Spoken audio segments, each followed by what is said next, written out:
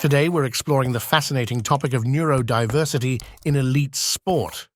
Neurodiversity includes a range of cognitive variations such as autism spectrum disorder, ADHD, and learning disorders. The key objective is to understand the extent and scope of evidence regarding neurodiversity in elite sport. A recent review study included various types of studies, focusing on athletes from Olympic to semi-professional levels.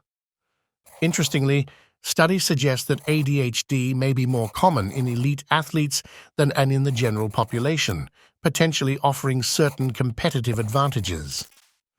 It was discovered that a majority of research focuses on ADHD, particularly its impact on concussion risks and management. Athletes with ADHD often face prolonged recovery times from concussions, indicating a need for tailored concussion management strategies.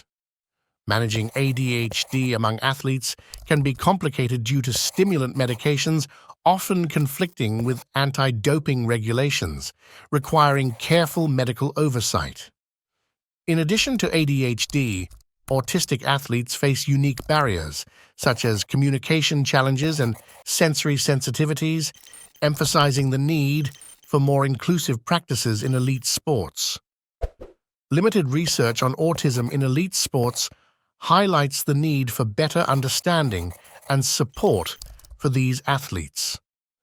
Qualitative studies revealed the experiences of athletes, emphasizing the need for flexible and understanding sporting environments.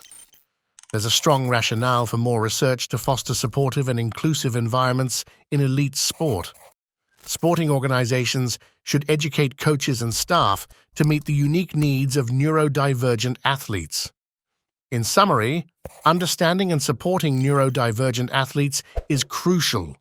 It is therefore fundamental for us to build inclusive sporting environments together,